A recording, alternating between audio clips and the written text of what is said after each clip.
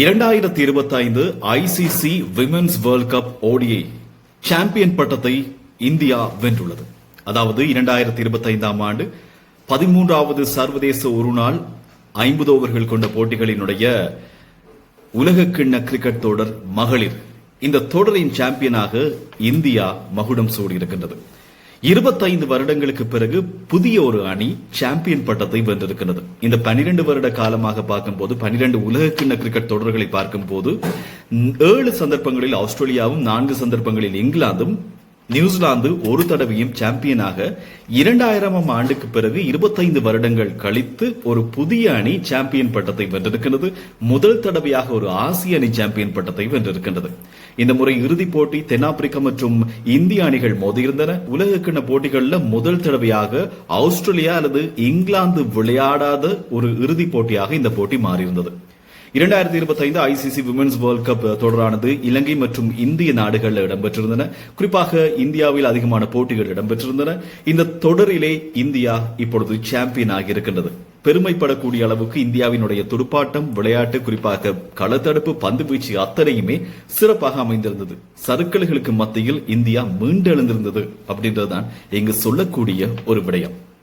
போட்டியினுடைய முடிவுகளை பார்க்கலாம். குறிப்பாக முதல்ல துடுப்படுத்த இருந்தது இந்திய அணி 298 ஓட்டங்களை பெற்றிருந்தார்கள். ஆரம்பத்தில் இந்திய அணியினுடைய மந்தனா மற்றும் வெர்மா, அதாவது ஷெஃபாலி வெர்மா ஆகிய 2 பேருமே விளையாடுற நேரத்தில் 300-325க்கும் அதிகமான ஓட்டங்களை குவிப்பாங்க அப்படின்னு எதிர்பார்க்கப்பட்டிருந்தது.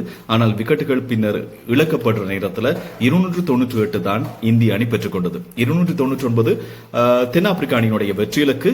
தென்னாப்பிரிக்க அணியை பொறுத்த மட்டும் சிறப்பாக விளையாடி இருந்தார்கள். குறிப்பாக அதனுடைய தலைவியாக இருக்கக்கூடிய லாரா வால்வர்ட் சிறப்பாக விளையாடி இருக்கின்றார். சதத்தை கடந்திருந்தார். அவருடைய ஆட்டமிழப்பு, குறிப்பாக பிடியெடுப்பின் மூலமாக அவர் ஆட்டமிழந்திருந்தார். அமன்ஜாத் காரூருடைய அந்த பிடி தடவைகள் கை நழுவப்பட்டு, அந்த பந்து நழுவப்பட்டு 3வது சந்தர்ப்பத்தில் அவர் அந்த பிடியை எடுத்துக்கொண்டார். எனவே சிறப்பாக அந்த போட்டியினுடைய முடிவு இந்தியா பக்கம் சார்பாக மாறியிருந்தது. இந்தியா வெற்றி பெற்றிருந்தது. இந்த தொடர் முழுவதும் சிறப்பான துடுப்பாட்டத்தை வழங்கியிருந்தவர் தான் லாரா. குறிப்பாக தென்னாப்பிரிக்க அணியினுடைய தலைவர் 571 ஓட்டங்களை குவிச்சிருந்தார். 2 சதங்கள் இதில் அடங்கும். இதனை அடுத்து பார்க்கும்போது இந்திய அணியினுடைய ஸ்மிருதி மந்தனா 434 ஓட்டங்கள், ஒரு சதம் அவருக்கு தவறவிடப்பட்டிருந்தது. ஆனால் ஒரு போட்டியில் சிறப்பான ஒரு சதத்தை பெற்றிருந்தார். இறுதிப் போட்டியில் ஒரு அரை சதத்தையும் அவர் மிஸ் பண்ணியிருந்தார் அப்படின்னு தான் சொல்லலாம். இந்திய அணியினுடைய வீராங்கனைகளை பொறுத்த மட்டில் ஒவ்வொருவரும் தனது பங்குக்கு இந்த தொடரிலே ஒவ்வொரு போட்டியிலையும் வெற்றிக்கு முக்கிய காரணமாக அமைஞ்சிருந்தாங்க. ஒரு கட்டத்தில் சர்க்கல் நிலையை சந்தித்திருந்தது இந்தியா. தொடர்ச்சியாக 3 தோல்விகள். அதுக்கு பிறகு அரையிறுதி போட்டிக்கு இந்தியா விளையாட வாய்ப்பு இருக்குமா இல்லையா என்ற ஒரு நிலையில் இந்திய வீரர்கள் விளையாடி இருந்தார்கள். போட்டியை இப்பொழுது முடித்து சாம்பியன் ஆகியிருக்கிறாங்க. வீரர்களை பார்க்கலாம். குறிப்பாக அணியினுடைய தலைவி ஹார்மன்பிரீத் கௌரை பொறுத்த மட்டில் ஒரு கூலஸ்ட் கேப்டன் சொல்லலாம். சிறப்பாக அணியை வழிநடத்தி இருந்தார். குறிப்பாக இந்த தொடரில் அவர் ஆரம்பத்தில் இங்கிலாந்துக்கு எதிராக ஒரு அரை சதத்தை பெற்றிருந்தார். ஆனால் அதை தவிர்த்து பார்க்கும்போது துடுப்பாட்டத்தில் பெரிதளவு பிரகாசிக்க இல்லை. ஆனா அவருடைய கள வியூகம் அத்தனையுமே சிறப்பாக அமைஞ்சிருந்தது. இருந்த போதிலும் இவர் மீதும் குற்றங்கள் சுமத்தப்பட்டிருந்தன. தொடர்ச்சியாக 3 தோல்விகளுக்கு இவருடைய பேட்டிங் கொஞ்சம் இம்ப்ரூவ் பண்ணிருக்கலாம் அப்படின்னு. ஆனா இறுதி முக்கியமான ஒரு தருணத்தில், அதாவது நியூசிலாந்துக்கு எதிரான போட்டியில் அரையிறுதி வாய்ப்பை உறுதி செய்கின்ற ஒரு போட்டியிலே வேகமான ஆட்டத்தை வெளிப்படுத்தி 80க்கும் அதிகமான ஓட்டங்களை குவிச்சிருந்தார் ஹர்மன்பிரீத் கரூர், இந்திய அணியினுடைய தலைவி. அவர் எடுத்த கேட்சோடு தான் போட்டியும் நிறைவுக்கு பெற்றிருந்தது. 2011ஆம் ஆண்டு இந்திய அணியினுடைய தலைவர் தோனியினுடைய சிக்ஸர் போன்று இவருடைய இந்த பிடியும் இப்பொழுது பரவலாக பேசப்படும் தொடர்ச்சியாக. இந்திய அணியினுடைய ஸ்மிருதி மந்தனாவை பொறுத்த மட்டும் அவருடைய கன்சிஸ்டன்சியான ஒரு துடுப்பாட்டம், எல்லா போட்டிகளையுமே சிறப்பாக விளையாடுவார். ஒரு நம்பிக்கை மிகுந்த ஒரு துடுப்பாட்ட வீராங்கனை என்று சொல்லலாம். 434 ஓட்டங்களை பெற்றிருந்தார். குறிப்பாக இதுல சிறப்பான ஆட்டம், போட்டிகளினுடைய முடிவை மாற்றுகின்ற ஒரு இன்னிங்ஸ் அவருக்கு தொடர்ச்சியாக அவர் வழங்கிட்டே இருந்தார் என்பதும் இங்கு சிறப்பானது. இதை தவிர்த்து பார்க்கும் போது இந்த தொடரினுடைய ஆட்ட நாயகியாக தெரிவானவர் தீப்தி சர்மா. சர்மாவை பொறுத்த மட்டில் இந்த தொடர் முழுவதும், அதாவது 200க்கும் அதிகமான ஓட்டங்களை குவிச்சிருக்கிறார். மொத்தமாக 22 விக்கெட்டுகளை வீழ்த்தி இருக்கிறார். பந்து வீச்சிலும் சரி, களத்தடுப்பிலும் சரி, துடுப்பாட்டத்திலும் சரி ஒரு சிறந்த ஆல்ரவுண்டராக விளையாடி அவர் தான் மேன் ஆஃப் த சீரீஸாக தெரிவு செய்யப்பட்டிருந்தார். அவருக்கு அந்த மேன் ஆஃப் த சீரீஸ் விருது வழங்கப்பட்டிருந்தது. இறுதிப் போட்டியிலும் கூட அவருடைய அரைச்சதம் பெரிதாக பேசப்பட்டிருந்தது. முக்கியமான சந்தர்ப்பங்களில் மிடிலோட துடுப்பாட்ட வீராங்கனையாக அவருடைய பங்கை சிறப்பாக ஆற்றியிருந்தார். மற்றும் அமன்ஜோத் கவுர் உங்களுக்கு தெரியும் இந்த தொடரினுடைய முக்கியமான அந்த பிடி, அதாவது தென்னாப்பிரிக்க அணியினுடைய தலைவியினுடைய ஆட்டத்தை உறுதி செய்கின்ற அவர் தலைவியினுடைய ஆட்டத்தை நிறைவுக்கு கொண்டு வருகின்ற அந்த பிடிதான் டேர்னிங் பாயிண்டாக மாறியிருந்தது. அது மாத்திரமல்ல முக்கியமான சந்தர்ப்பங்களில் மிடில் ஓர்டர்ல துடுப்படுத்தாடி வேகமாக துடுப்படுத்தாடி இருந்தார். ஒரு சில சிக்ஸர்கள் ஒரு சில பவுண்டரிகள் அத்தனையுமே இந்தியாவுக்கு சார்பாக அமைஞ்சிருந்தது. இந்தியாவுக்கு ஒரு சிறந்த ஒரு வீராங்கனையாக இவரும் காணப்பட்டிருந்தார் வெற்றிகளை குவிப்பதற்கு. விக்கெட் காப்பாளராக செயற்பட்டிருந்த ரிச்சா கோஸ் இவர் தான் இந்த தொடர்ல இந்த சீரீஸ்ல அதிக சிக்ஸர்கள் மொத்தமாக 10 சிக்ஸர்களை விளாசி இருந்தார். இதுல சொல்ல வேண்டிய ஒரு விடயம் வேகமானவருடைய ஆட்டம் ஒவ்வொரு போட்டிகளையுமே மாறியிருந்தது. தேவைப்படுற நேரத்தில் மிடிலோட பேட்ஸ்மேனாக களமிறங்கி வேகமாக ஆட்டத்தை மாற்றி அமைத்திருவார். நேற்றைய போட்டியிலும் கூட முதல் பந்திலேயே சிக்ஸரை விளாசி இருந்தார். ரிச்சா கோஸும் பெரிதும் பேசப்படுகின்ற ஒரு வீராங்கனையாக மாறியிருந்தார். இந்த தொடரில் இந்தியாவினுடைய ஆரம்ப துடுப்பாட்ட வீராங்கனையாக ஸ்மிருதி மந்தனாவோடு விளையாடி இருந்தவர், சிறந்த இணைப்பாட்டங்களை தந்திருந்தவர் தான் பிரித்திகா ராவல். இறுதிப் போட்டியில் அவருக்கு விளையாடுறதுக்கு சந்தர்ப்பம் கிடைக்கல. காரணம் அரையிறுதிப் போட்டியிலையும் விளையாடுறதுக்கு சந்தர்ப்பம் கிடைக்கல. காயத்துக்கு உள்ளான ஒரு நிலைமை. நேற்று வீல் சேர்ல வருகை தந்து அந்த வெற்றியை கொண்டாடி இருந்தார் என்பதுதான் இங்கு சொல்ல வேண்டிய ஒரு விடயம். இவர் முதல் போட்டி இலங்கைக்கு எதிராக 37, பாகிஸ்தானுக்கு எதிராக 31, அது நேரம் தென்னாப்பிரிக்காவுக்கு எதிராக 37, அதற்கு பிறகு விளையாடி இருந்த ஆஸ்திரேலியாவுக்கு எதிராக 75 ஓட்டங்களை பெற்றிருந்தார் ஆரம்பத்தில். அதன் பின்னர் இங்கிலாந்துக்கு எதிராக 6 ஓட்டங்கள். இந்த 6 ஓட்டம் என்று சொல்லும் போது அந்த ஒரு போட்டியில் தான் குறைவான ஓட்டம் இருந்தாலும் தொடர்ச்சியாக இந்தியாவினுடைய தோல்வி நிலைமை காரணமாக இவருடைய பேட்டிங் ஆர்டரை மாத்தலாமா, இல்லாட்டி இவருக்கு பதிலாக இன்னொரு ஷெஃபாலி வர்மா போன்ற ஒருவரை ஆரம்ப துடுப்பாட்ட வீராங்கனையாக மாத்தலாமா என்றெல்லாம் பேச்சு எடுப்பென்ற நேரத்தில் நியூசிலாந்துக்கு எதிராக அவருக்கு சந்தர்ப்பம் அளிக்கப்பட்டிருந்தது. நியூசிலாந்துக்கு எதிரான போட்டி என்பது இந்தியாவுக்கு ஏற்கனவே இலங்கையோடு பாகிஸ்தானோடு வெற்றி பெற்றிருந்தாலும் தென்னாப்பிரிக்கா, இங்கிலாந்து மற்றும் ஆஸ்திரேலியாவுக்கு எதிரான போட்டிகளில் தொடர்ச்சியாக தோல்வி சந்தித்ததன் காரணமாக நியூசிலாந்துக்கு எதிராக கட்டாயம் வெற்றி பெற வேண்டிய ஒரு நிலைமை இருந்தது அரையிறுதிப் போட்டியில் விளையாடுறதுக்கு. அந்த சந்தர்ப்பத்தில் தான் இவருக்கு மீண்டும் சந்தர்ப்பம் அளிக்கப்பட்டிருந்தது.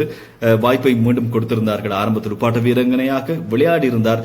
122 ஓட்டங்களை குவித்திருந்தார். ஸ்மிருதி மந்தனா மறுமுனையில் சதத்தை கடந்து போட்டியினுடைய சிறப்பாட்ட வீராங்கனையாக தெரிவாகி இருந்தார். அது மாத்திரமல்ல அந்த போட்டியிலையும் ஜெமிமா ரோட்ரிகஸினுடைய வேகமான துடுப்பாட்டம் இந்தியாவுக்கு வெற்றியை கொடுத்திருந்தது. போட்டியினுடைய முடிவை இந்தியாவுக்கு சாதகமாக மாற்றி அமைத்திருந்தது.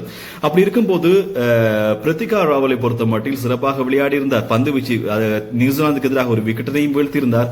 ஆனால் காயத்துக்கு உள்ளாகி இருந்தார். பங்களாதேஷுக்கு எதிரான போட்டியின் போது களத்தடுப்பில் ஈடுபட்ட போது அதுக்கு பிறகு அவருக்கு விளையாடுறதுக்கு சந்தர்ப்பம் கிடைக்கல. அவருடைய ரிப்ளேஸ்மெண்ட் ஆகத்தான் வந்திருந்தவர் மேன் ஆஃப் தி மேட்ச் வீராங்கனையாக தெரிவு செய்யப்பட்டிருந்த ஷெஃபாலி வர்மா செமிஃபைனல் ஆஸ்திரேலியாவுக்கு எதிராக குறைவான ஓட்டம் இருந்தாலும் கூட இறுதி போட்டியில் நேற்று முதல் பந்திலிருந்து கடைசி அவர் விளையாண்ட வரைக்கும் வேகமாக விளையாடி இருந்தார். 87 ஓட்டங்களை குவிச்சிருந்தார். வேகமான ஆட்டமாக அமைந்திருந்தது. சதத்தை நழுவ விட்டிருந்தாலும் இறுதியில் அவர் சொன்னார், ஏதோ ஒரு சந்தர்ப்பத்துக்காக எனக்கு இந்த இறுதி போட்டியில் விளையாடுறதுக்கு சான்சஸ் கிடைச்சிருக்கு, அது ஏதோ நல்லதுக்கு என்று நான் நினைக்கிறேன். பிரித்திகா ராவல் இன்ஜர்ட் ஆனதுக்கு பிறகு இந்த சந்தர்ப்பம் கிடைச்சிருந்தது. அவரையும் ஞாபகப்படுத்தியிருந்தார். இது இப்படி இருக்கும் போது ஒரு முக்கியமான ஒரு வீராங்கனையாக நாங்கள் பேசுவதுதான் டியோல், அதாவது ஹார்மின் டியோல். இவர் இலங்கைக்கு எதிராக பாகிஸ்தானுக்கு எதிராக என்று ஆரம்ப போட்டிகளில் 40க்கு மேல அதிகமான ஓட்டங்களை குவிச்சிருந்தார். சில நேரங்களில் இவர் தான் அதிகமான ஓட்டங்களை பாகிஸ்தானுக்கு எதிராக குவித்த வீராங்கனை இந்த முறை லீக் போட்டிகள். ஆனால் இவர் செமிஃபைனல்லையும் சரி மற்ற போட்டிகள் இறுதி போட்டியிலும் சரி விளையாடுறதுக்கு சந்தர்ப்பம் கிடைக்கல. ஒரு எவரேஜ் ஸ்கோரை இவங்க பெற்றிருந்தாங்க. ஆனால் அரை சதமோ ஒரு சதத்தையோ பெறதுக்கான வாய்ப்பு அவங்களுக்கு கிடைக்கல. சாதாரணமாக 46, 48, 30 இவ்வாறான ஓட்டங்களை குவிச்சிருந்தாலும் கூட ஒரு சிறந்த ஒரு வீராங்கனை இவருக்கும் இறுதி போட்டியில் விளையாடுறதுக்கு சந்தர்ப்பம் கிடைக்கல. அவரும் களத்தடுப்பிலையும் அணியினுடைய முக்கியமான தருணங்களில் அணிக்கு ஒரு வெற்றிக்கு ஒரு உறுதுணையாக அமைந்திருந்தார். இவங்கெல்லாம் இப்படி இருக்கும் போது செமிஃபைனல் ஹீரோயின் அதுதான் ஜெமிமா ரோட்ரிகஸ். ஜெமிமா ரோட்ரிகஸை பொறுத்த மட்டில் அவர் சொன்ன விஷயம், செமிஃபைனல்ல வெற்றி பெற்றதுக்கு பிறகு தான் ஒரு மாசமாக கவலையோடு இருக்கிறதாகவும் அழுதுட்டு இருக்கிறதாகவும், தனக்கு எது நிரந்தரம் எது உண்மைன்னு தெரியல, பேட்டிங் ஆர்டர் எதுன்னு தெரியல, வாய்ப்பு கிடைக்கல, போன முறை 2022 வேர்ல்ட் கப்ல நான் ஃபார்ம்ல இருந்து எனக்கு சான்சஸ் கிடைக்கல, இப்படியெல்லாம் வேதனையோடு சொல்லியிருந்தாங்க. ஆனா நான் முயற்சி செய்தேன், கடவுள் அவர் எனக்காக போராடினார் அப்படின்னு பைபிள் வசனத்தையும் ஞாபகப்படுத்திட்டே விளையாடுறதாக சொல்லியிருந்தாங்க. ஆஸ்திரேலியாவுக்கு எதிரான நடப்பு சாம்பியன் ஆஸ்திரேலியாவுக்கு எதிரான செமிஃபைனல்ல 96 ஓவர்கள் களத்திலிருந்து விளையாட்டு வீராங்கனை தான் ஜெமிமா ரோட்ரிகஸ். அவங்க சதத்தை பெற்றதோடு மாத்திரம் கொண்டாடாமல் வெற்றியை முடிவு செய்து போட்டியை அணிக்கு வெற்றியை தேடி கொடுத்து தான் அவர் அதை மகிழ்ச்சியை வெளிப்படுத்தி இருந்தார். களத்தடுப்பில் சாதாரணமான களத்தடுப்பு வீராங்கனை இல்லை. இவங்க வந்து எந்த நேரமும் ஓடிட்டே இருக்கக்கூட ஒரு பிஸியஸ்டான ஒரு ஃபீல்டர் என்று சொல்லலாம். ஜெமிமா ரோட்ரிகஸ் ஓடிட்டே இருந்தாங்க. நிறைய விக்கெட்டுகள், குறிப்பாக ஆட்டமிழப்புகள், நிறைய ரன் சேவுக்கு முக்கியமான ஒரு காரணமாக அமைந்திருந்தாங்க. எதிரணிகளினுடைய ஓட்டங்களை தடுப்பதற்கு, குறைப்பதற்கு இவருடைய களத்தடுப்பு நாங்கள் மறக்கவே முடியாது. ஆரம்பத்தில் சில போட்டிகளில் விளையாடி இருந்தாலும் ஒரு சில போட்டியில இலங்கைக்கு எதிராக எந்தவித ஓட்டமும் பெறல. இவ்வாறெல்லாம் இருக்கும் போது ஜெமிமா ரோட்ரிகஸினுடைய 2 நாக் வந்து நம்மளால மறக்க முடியாது. நியூசிலாந்துக்கு எதிரான வேகமான ஆட்டம், என்னதான் ஸ்மிருதி மந்தனாவும் பிரதிகாவும் சதங்களை பெற்றிருந்தாலும் இவருடைய அந்த வேகமான அரைச்சதம் இதுதான் போட்டியினுடைய போக்கை மாற்றி அமைத்திருந்தது. இல்லை என்றால் டக்வர்த் லூயிஸ் குறைவான டார்கெட் அப்படின்ற அடிப்படையில் நியூசிலாந்து வெற்றி பெற்றிருக்கும், இந்தியாவுக்கு அரையிறுதி வாய்ப்பு இழக்கப்பட்டிருக்கும்.